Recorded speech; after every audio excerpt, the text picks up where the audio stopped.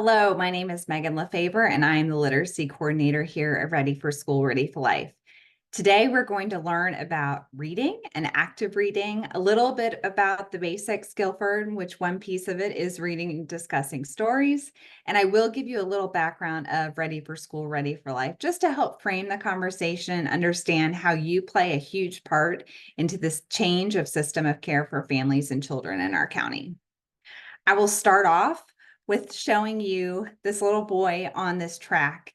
We say that every child deserves a great start in life, but we recognize that not every child does start from the same place.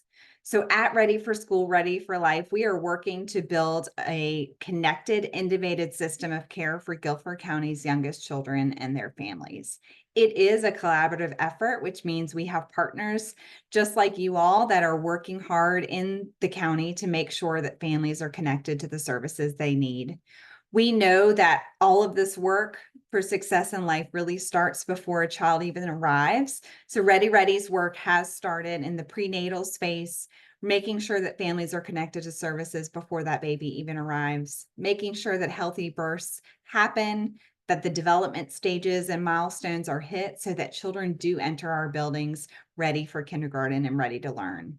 Entering kindergarten is a huge indicator of success in third grade, which is a huge indicator for success in life. So all along this continuum, we have partners that are doing the work like you all to really impact how families and children are connected to services and how they can begin to succeed in life as early as possible.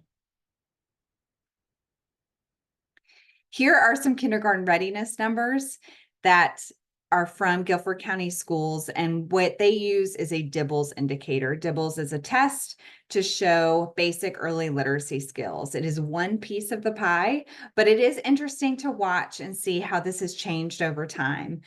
With these children entering kindergarten, in 2015, about 63% of all children arrived ready to learn. That number continually dropped till 2018, where it was about 50%. Now, why this is happening, making sure that we are giving resources and understanding to families on how to get their child ready for kindergarten is a huge piece of the puzzle for us as we continue to look ahead on how to help families succeed. One of the things that we've unfortunately seen, though, since the pandemic is that those numbers have dropped significantly. In 2021, 2022, about 27% of all children entering Guilford County schools were ready to learn, which meant a lot weren't. Thankfully, our numbers from this last year up a little bit to 31%, but there's still a lot of work to do. We know literacy is a huge piece of this, building those early learning skills and understanding how those connections are made in the child's brain are so important from those early years. 80% of brain development happens in those first 3 years of life.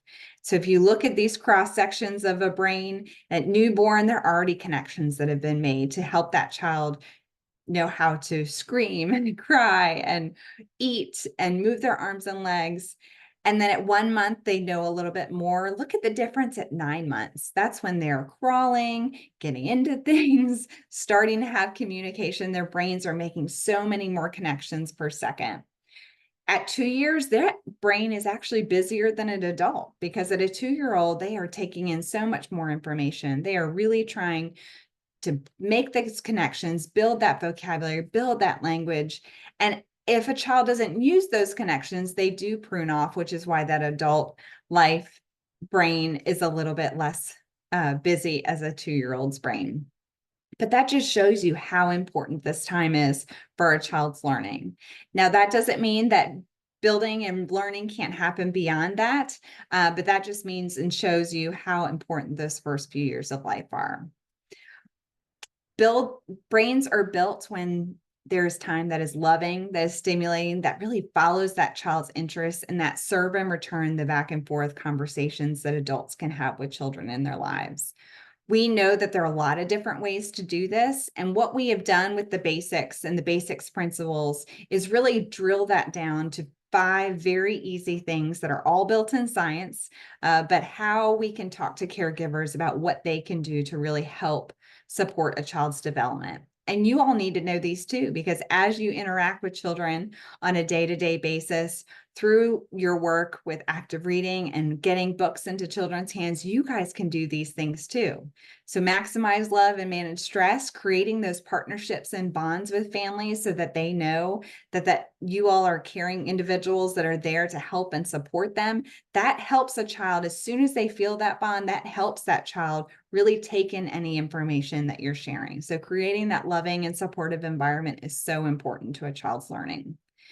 Talking, singing, pointing, you can do all of these things while you're reading, but really just having those conversations with children and teaching them that language development and how they can have conversations and ask questions and sing along with song and see how different rhythms and patterns and words can work together, and pointing to things and having examples to help build their vocabulary. Because to a baby, words are just sounds, but as they learn and as the child progresses, they're connecting those sounds to meaning, and we're connecting those meanings and words together through their whole life with vocabulary and language development. Counting, grouping, and comparing are so important too. Yes, you're here to learn about reading and how to actively read with a child, but use some time to talk about some math skills. Give them a little math problem here and there, building that other part of their brain and that STEM side of really understanding how to compare things and group things together. What looks the same about these characters on the page? How many birds do you see flying by the tree? Any of these little moments in time you can take to help build even other parts of their brain that's not even really connected to the book necessarily. Exploring through movement and play, we want to encourage families to have fun and get out and explore, but that also is hard sometimes. So how do you explore through movement and play when you're reading a story? Sometimes kids don't want to sit still while you're reading, but they're listening, they're participating, giving them something to do with their hands while they're listening. That can also build a whole nother set of skills that you didn't even think was possible when you were getting into this. Obviously, we're going to spend most of our day talking about reading and discussing stories, but I do encourage you to remember these, pass these principles along. We'll give you some resources at the end about how to do this, but they really are all able to be done with the use of a book and with the time that you have spent with children. I'm going to start off with showing you a video about reading and discussing stories. This, again, the basics are these principles that were built out of a ton of research done at Harvard. Dr. Ron Ferguson, you'll actually see in this video, he is a gentleman who started the basics in Boston. The basics are in over 100 different communities across our country and other countries that are using the same language and really talking about child development and the importance of starting early. Now, some of the kids you're going to be working with are not going to be infants. They're not going to be babies, but a lot of the same skills and understanding can be used across age groups. And it really is great for you to encourage families to do this, even if they have younger siblings in their family, and really making sure they're connected with this understanding of how this starts and how this builds upon itself.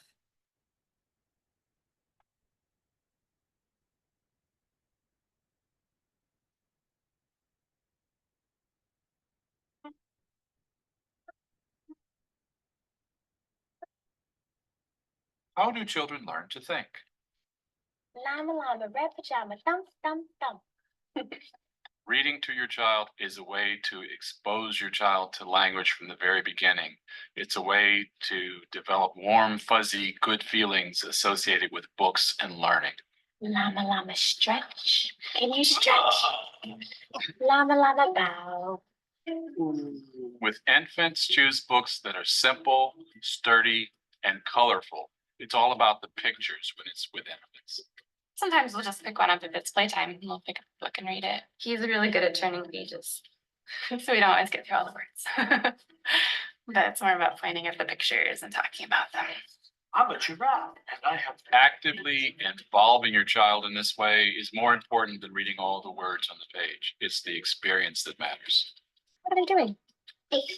They're on a swing. I like. Snuggle up with your child so that they feel cozy and have a good view. Point to different parts of the page as you tell the story. What's that? It's a llama. You can also talk about the colors and the shapes in the pictures. It's blue, yellow. Reading a book to an infant, I think it's just hearing your voice All right. and seeing the pictures. Eventually, she's able to see that pictures are associated with words. So we read the same books over and over again. So when she sees that picture, eventually she's going to understand that I'm pointing to the color blue, that's blue. He closed the door and went back to the business of making his breakfast. He was making his breakfast, yes. As children get a little bit older, you can expose them to other parts of the reading process. Before you start to read a book, examine the cover, talk about the title, flip through the pages to see all the colors. While you're reading, ask questions that get your child to think. Where's the mouse? Ta-da, that's the mouse. She asks questions. She recalls the story. So if you read it to her previously, she will recall. And sometimes, how'd you remember that? 'Cause I don't. She will point certain things out, like this is a giraffe, or this is an ant, or this color is yellow. So it's good because it teaches me to make sure that I'm on my toes with her. What does she say? Oh, I need help.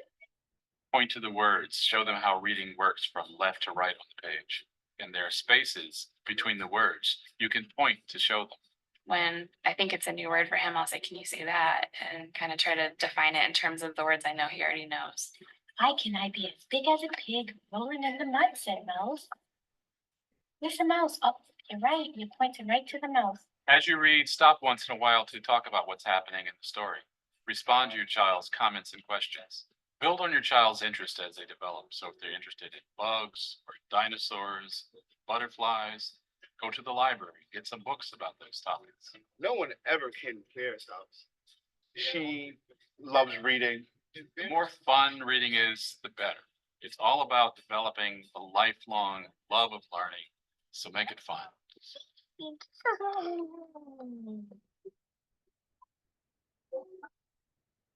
Like I said, I recognize that this is for parents, this video was, but think of yourselves as this important caregiver in a different light. You have this time with the child to really build their love of learning, but you also are going to have opportunities potentially to interact with parents and give them support. When we talk to parents about their role and the importance of reading, we know that time is crucial, and it's hard sometimes when you work long jobs, multiple jobs, having to juggle after school activities, school time. And so giving parents tips of how to weave reading into their day is crucial. Talk about the grocery store, bring a book, make sure you have a book in your bag at all times to have your child look at that while you're in the cart. Reading also doesn't have to be just with the book. Read labels on items you buy, read the signs in the store. The playground isn't just for play. Sometimes kids get tired. So having a book in your purse or in your car, it makes it really helpful to just bring that up and take some time to read before you head home. In the bath, there are waterproof baths, but having that time sitting next to the tub and reading to your child during that time kind of knocks out those two birds with one stone. Making sure that you're using different voices and faces, asking questions about the story, really just engaging in a story in a different scenario is wonderful to encourage families to do. In the kitchen, tell stories. Again, it doesn't have to be you're sitting next to each other and you have a book in your lap. You can tell stories, build characters, build problems, build solutions together, making up stories about your child's favorite food or storytelling about a fun part of your day. It's a great way to connect and using the idea of stories and the idea of literacy in a different way.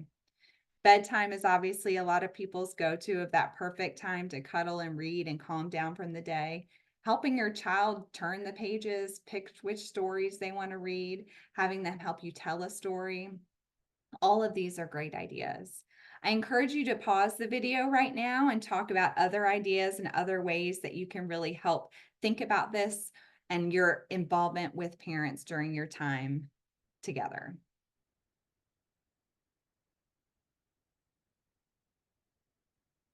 All right, if you have done discussing and pausing the video, I'm going to continue on. One of the things and the main part of our day is really going to be talking about active reading. This really can also happen from birth, but a lot of these things, as we're talking about child development, can really help with older children for all ages.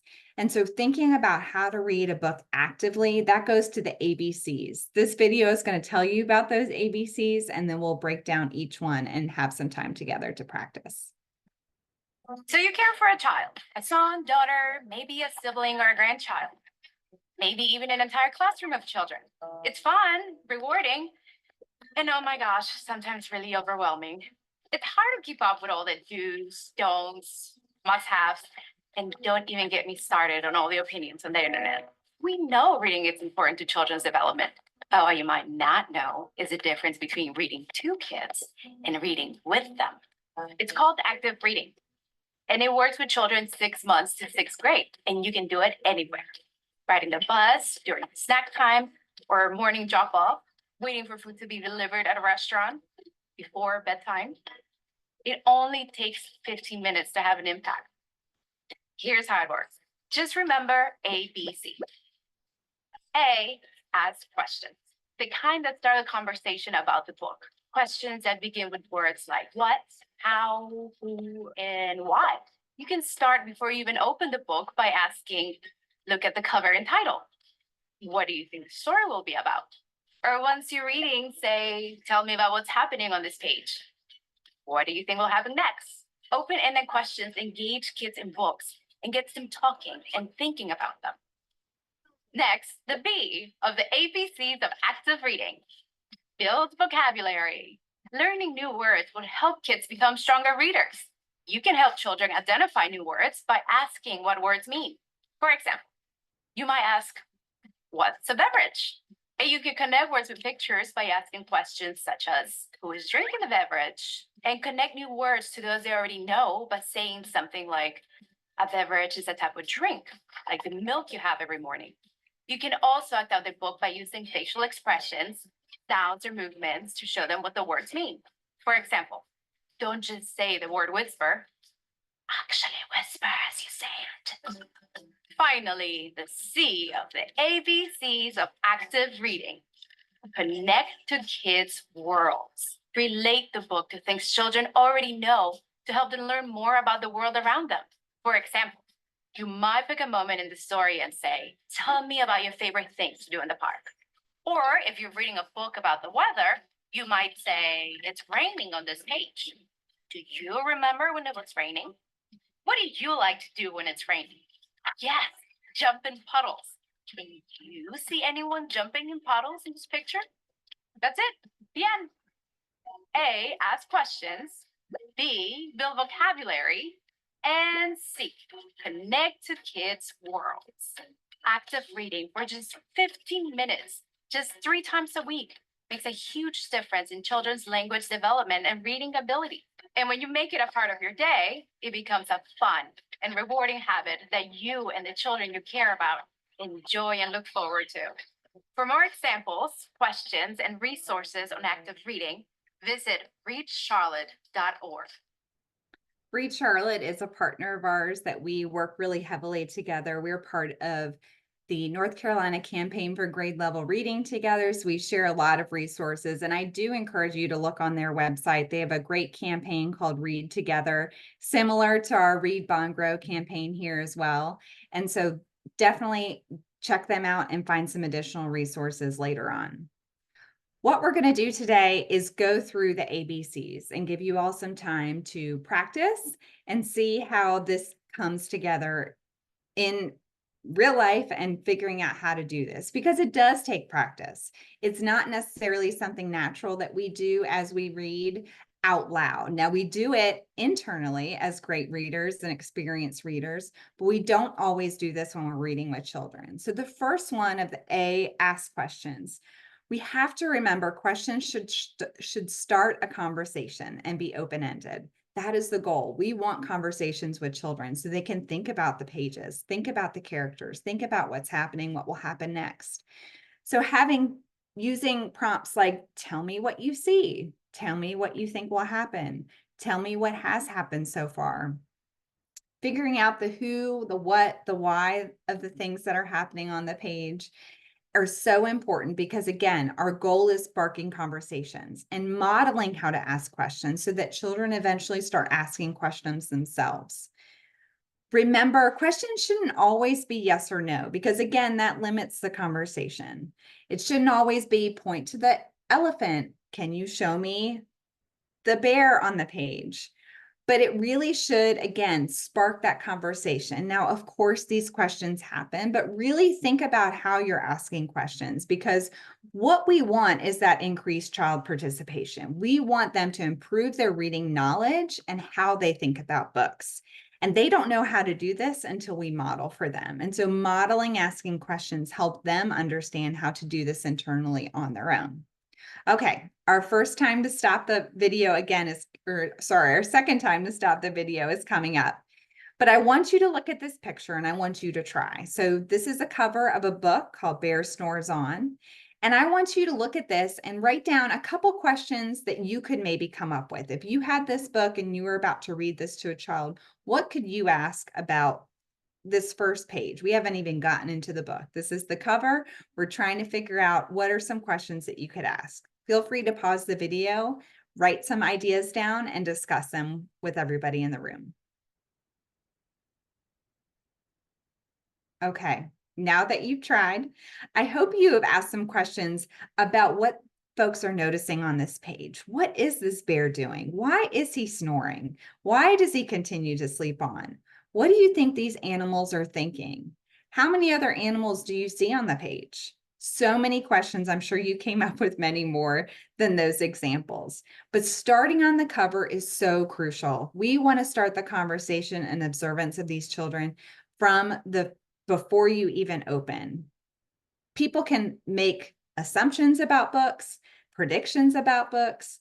You start getting some of that background knowledge in their head if they're learning about these animals and thinking about how they're all working together. There's so many things you can do and so many conversations you can spark even before opening the pages of a book. The second thing, the B of the ABCs, is building vocabulary. This again is a huge part of language development. Children who learn more vocabulary words and show up to school with more vocabulary, whether they know how to read or not, they are going to do better because they don't have to learn new words as fast as other children. And reading can really bring that language part of language development so much faster along, because a lot of books have words that we actually don't usually use in our day-to-day language. So books can really open up a whole nother possibility of vocabulary for children. That's really what we would encourage families to understand is, yes, you can have conversations. Yes, you can talk to your children, but bringing a book into it can really expand that opportunity. So how do we build vocabulary? There are many ways to do it. When we see new words in a book, we can just define them, tell a child what it means based on a definition in a dictionary. We can also act it out. Kids love this part. They can really see what actually whispering sounds like.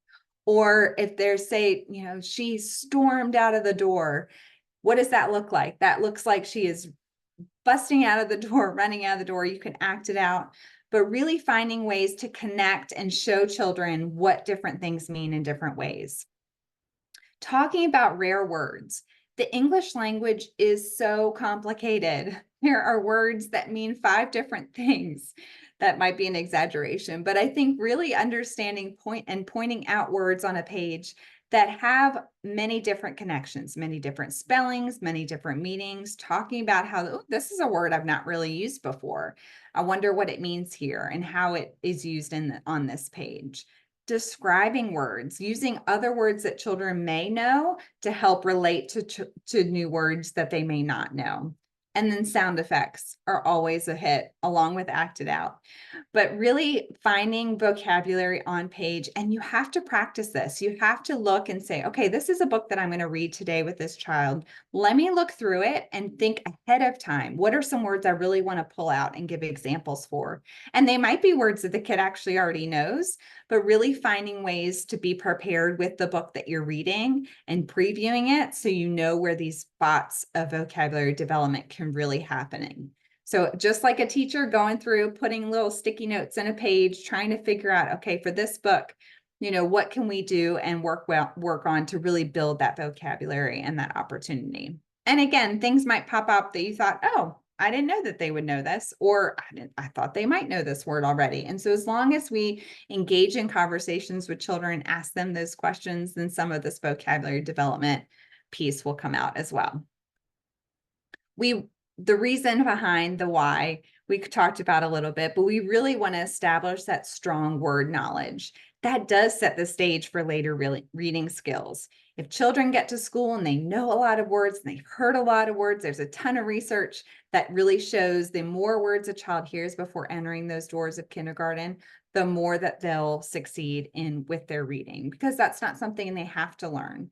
They can learn more about how the letters work together to create the sounds, how to build words, how to read the words on the page. But once they read them, if they've already heard them and known them, that's not something they have to learn later on. So we really want to establish this strong word knowledge even before a child knows how to read the words on a page. Okay, next pause time here. So let's try this. So on this page, it says the cold winds howl and the night sounds growl, but the bear snores on. Let's talk about this page. I want you to pause the video again, write down some things on this page that you could really use to build that language development and how you would do that with a child that you're reading with.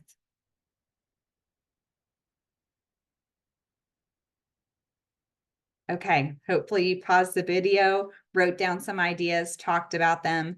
I really think there's some great words on here that you could point out the spelling of, the connection with the rhyme, the understanding of what those sound like and look like, really acting them out and talking about some different ways to build vocabulary with this page as well. The last one of the ABCs is connect to kids' worlds.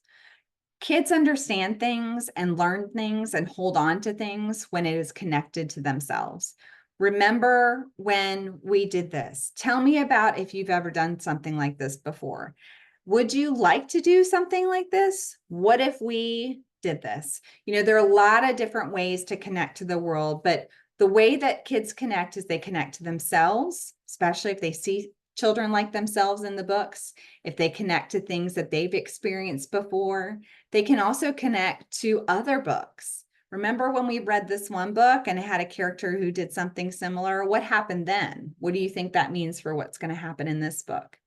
You can also connect to the world. Having books open up a child's world is so important. Many of these children go through life in a very similar pattern day to day, and they don't have the opportunity to expand outside of that. And so books can really open up worlds for children, both explaining other cultures, other places around the world, and really getting them to understand how a lot of those places and people are very similar to us and how they're different. And so really using books and using this opportunity you have with children to expand their worlds and connect in different ways is so valuable. We want to be able to extend the learning from that one particular book to other areas of a child's life. It makes the experience so much more important. It does that for us too, right? As we read books, we connect to other books we've read, or we connect to life experiences, or we learn new things about other places. And so it's so important to show children how books can do that for us, because it really builds that love of reading in a different way. All right, here's our last one of trying on the bear snores on. So if we look at this page, it says mouse sips, wee slurps, hare burps, big burps, but the bear snores on. So I want you to think this one's probably the hardest one, that connecting piece. But think about some questions you could ask a child or observations you can make about connections on this page. Feel free to pause the video, write some ideas down, and talk about it. Okay, I hope you got a good chance to talk about this. I think lots of connections could be made about children eating and sounds that happen during eating. Also thinking about how this bear could possibly wake up with not wake up with all of these sounds, excuse me, or is he going to wake up because of some of these sounds? So I think there are a lot of ways to connect on this page, and there are lots of ways to continue to think about connections in other books that you read. When we talk about the basics and we talk about reading, again, we talked about how they're all really connected. That time together shows a child love. It shows a child that you care to be there, to have this interaction with them, to build this relationship with them, and use a book to do that. That gives them that safe space that they can learn and listen and take in everything that you're doing in this active reading relationship, and how you really are using the book, talking about it, pointing to the pages, really building their language development there. Like I said, I would love for you to try to find ways to count things, group things, compare things in the pages of the book. Because again, there is an opportunity to build all sorts of different kinds of reading during your time together. And then exploring through movement and play. It's okay if kids are walking around or doodling with something while you read. I have 2 kids. My oldest is very much a sit and listen child. My second child is very much a I need to be doing something else. But she's the one who actually takes in more of the information when I'm reading. It could be weeks later and she'll be like, remember when that character did this? I'm like, how did you even remember that?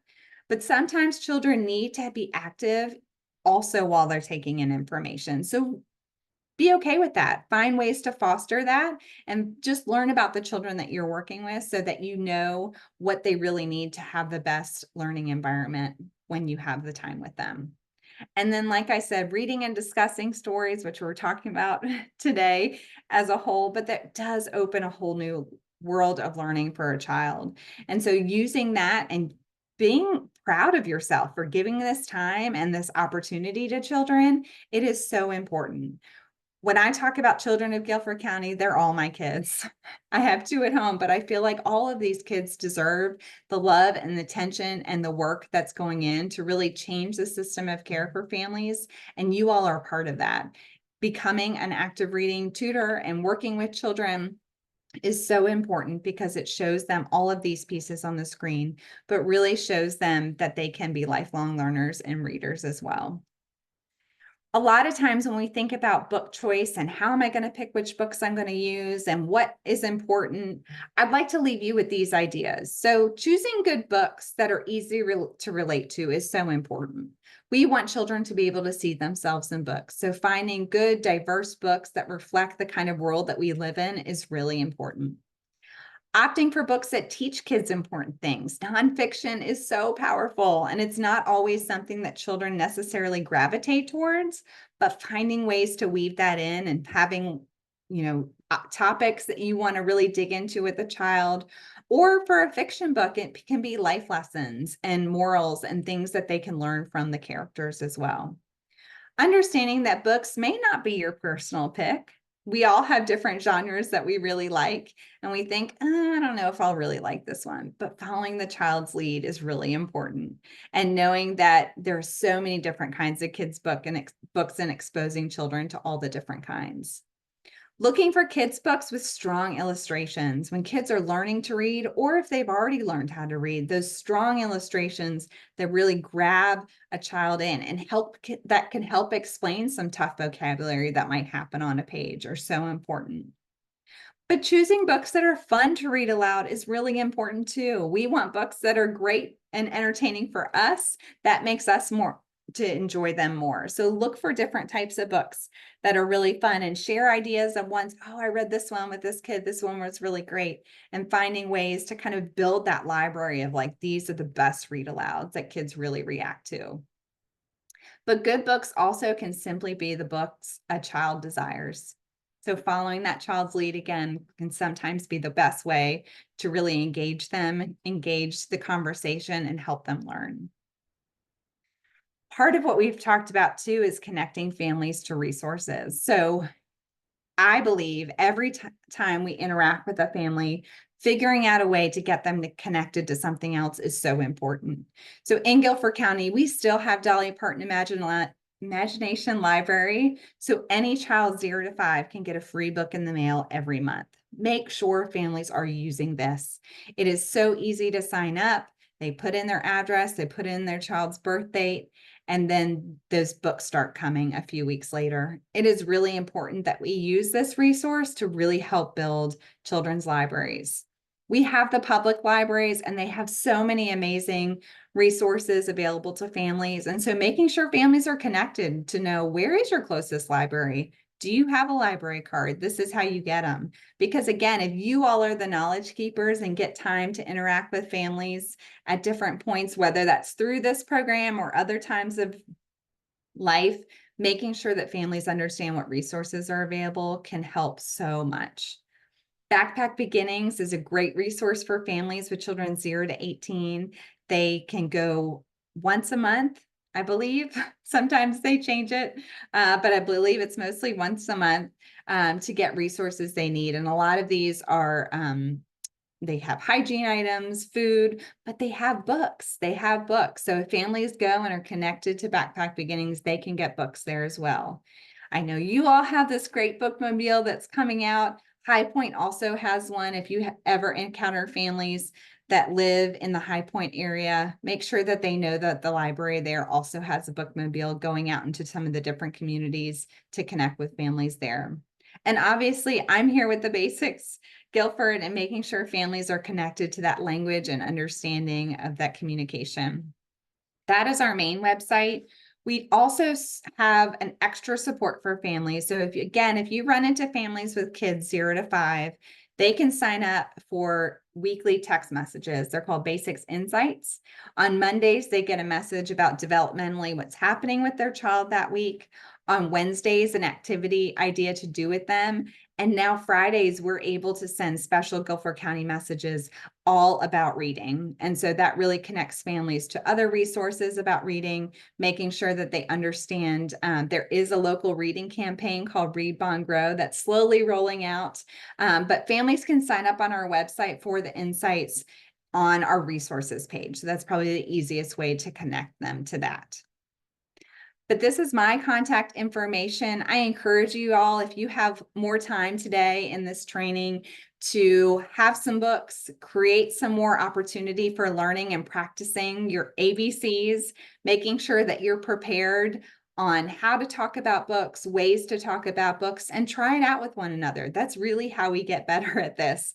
I taught for many years, and even still today, sometimes previewing a book and being ready to sit and share it with a child can really maximize that time together.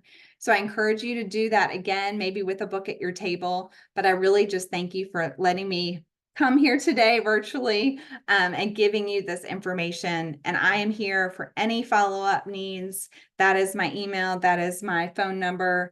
And again, just thank you for what you're doing for the families of this county and continuing this journey for how do we get families and children ready for school.